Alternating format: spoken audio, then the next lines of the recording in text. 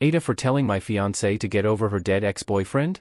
My fiancée, F, 33, and I, M, 36, have been together for 3 years. She was with her previous boyfriend for around 3 years and they have 2 young kids together. He died from an OD 2 weeks ago. He had been struggling with addiction off and on since before they were together. I've known him since childhood, but wasn't close. I can say he was a very friendly, outgoing, charismatic guy when he was clean. He was the type of guy where if he was around, you'd stand no chance with the girls because they were all interested in him. Eventually, she broke up with him due to his addiction issues, but ensured that he still had a relationship with his kids. Recently, that's been supervised visitations at his parents' house after he lost his job, lost his license, and failed court-mandated drug testing. I believe he made some genuine attempts to get clean. He was trying. I wanted him to succeed because I've always thought he was a good guy and his kids deserved that version of him. I became the stable day-to-day father figure, which I willingly took on, but respected that he was their dad and they loved him. Since he died, she's been a mess. Yesterday she stayed in bed all day before sitting outside at night crying for at least an hour. Today is Father's Day and she practically woke up crying. I know she's not just sad that he's gone, but she's sad for her kids. I know it was devastating for her to have to tell her 2 very young children that their dad was dead. She's been moping around for 2 weeks, crying nonstop, calling off work. I told her she really needs to snap out of it. She told me, I love him so much. He was the love of my life. I'll never love anyone that much. I guess that was the last straw for me and I told her to get over him or I'm out. I'm not going to be second in her heart after a dead guy she hasn't even been in a relationship with for years. She told me I'm not being empathetic and I have no tact. I'm an a-hole and he was never that mean to her regardless of what was going on. Yeah, it's easy to not be an a-hole when you're strung out on heroin or stay drunk 24/7 and are the happy type of drunk. AITA for telling her to get over him and that I won't stick around if she is still in love with him / sees him as the love of her life / says she won't ever love anyone else like that again? I really want to know if this was an a-hole thing to say / ultimatum to give. Update.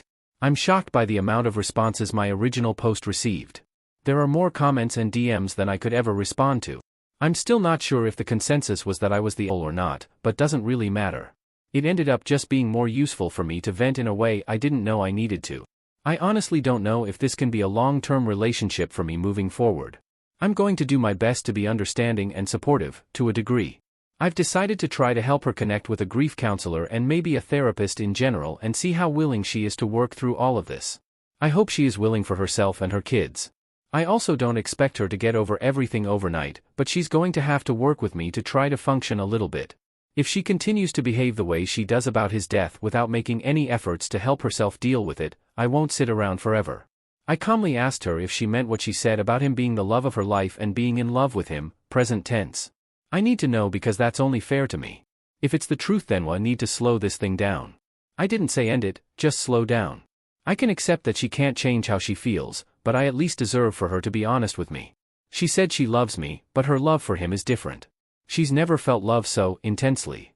She was deliriously in love with him.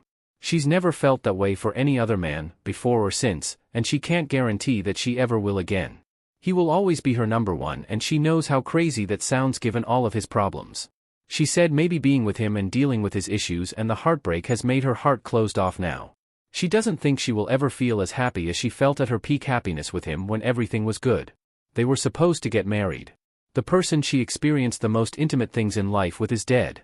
She asked if I was going to accuse her of cheating on me with him next. I told her I wasn't going to accuse her of that. I seriously never had any suspicions of that. She doesn't believe me. She says she can tell that's what I'm thinking. Then she said the honest truth was that one time she did walk with him and hold hands, then kissed him and told him she loved him. That was 2 years ago when she was out at a street fair with friends. He was there with his friends, they spent time together reminiscing about when they were together and happy. She claims that's as far as it went and it was still very much understood in that moment that they couldn't be together. She claims to be happy with her life and with me, but she doesn't know if she can ever get over his death and if I can't accept that, I should just leave. He will always be her special person and she will always be his special person and they were supposed to be together. She can't stop replaying what might have been his last moments in her head. She blames herself because she worries there might have been a correlation between our engagement just weeks prior. She ran to the front door and said, he was standing in this exact spot perfectly alive 2 days before he died. To clarify, he was at our house briefly to drop their kids off after his scheduled visitation time. I was there. He stood in the doorway talking for a few minutes. Nothing else happened. She also believes there's some way for her to turn back time and prevent it and can't accept that there's no way to go back in time. I chose to remain largely silent. Not out of cruelty, but I didn't want to say anything that I might regret.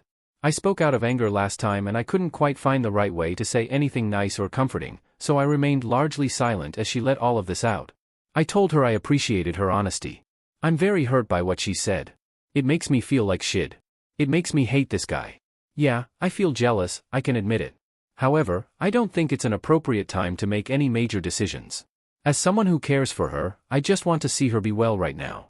In some of the memorial posts I read after his death, many people were reminding others to be kind to others experiencing struggles, and I am going to do my best to do that for her right now. Several comments in my previous post stated something along the lines of grief can make people do crazy things. This doesn't mean that I'm chalking what she said solely up to grief, but I believe there's some truth to the sentiment about grief. I know there are plenty of people who will think this makes me a chump or a cuck or whatever. I'm not going to try to change anyone's mind, and I probably won't be posting any further updates regarding what happens from here. This is somebody I love that I was planning to make a life with, so, even if that doesn't end up happening, I'm going to do my best to help her as a fellow human being right now. I'm sure I'll screw up and say or do something that makes me out to be a jerk again. This is hard for me to continue to remain understanding, but I can't see myself just absconding from their lives overnight, and I'm not ready to throw the towel in yet.